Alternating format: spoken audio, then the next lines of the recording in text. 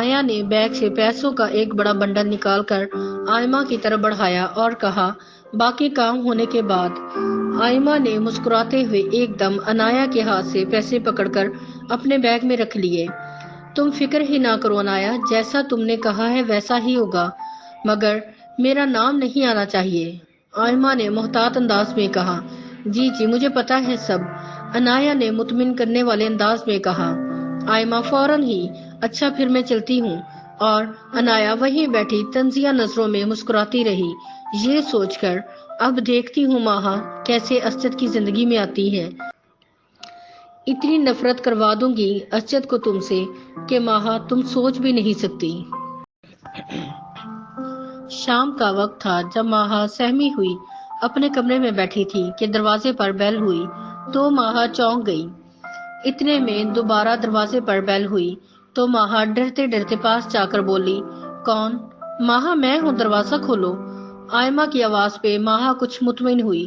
شکر ہے، ماہا نے دل پر ہاتھ رکھتے ہوئے کہا اور دروازہ کھول دیا۔ اتنی دیر سے بیل دے رہی ہوں، کہاں تھی تم؟ بھابی نے ڈانٹنے والے انداز میں کہا۔ ماہا خاموشی سے سنتی ہوئی پیچھے آنے لگی۔ ہادی کہاں ہے؟ آئمہ بھابی نے حال میں موجود صوفے پر بیٹھتے ہوئے پوچھا۔ وہ تو سویا ہوا ہے، ماہا نے فوری بتایا اور کہا، کھانا لگا دوں؟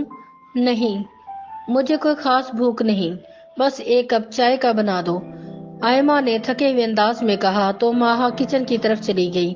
ماہا چائے بنا رہی تھی تو پھر سے دروازے پر بیل ہوئی۔ اس وقت کون آ گیا؟ اس وقت کون آ گیا؟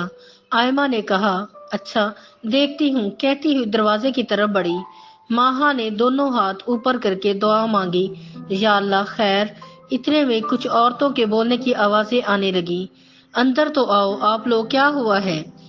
آئمہ کی اس آواز سے ماہا کو اندازہ ہو گیا کہ یہ انہی کے گھر سے ہیں۔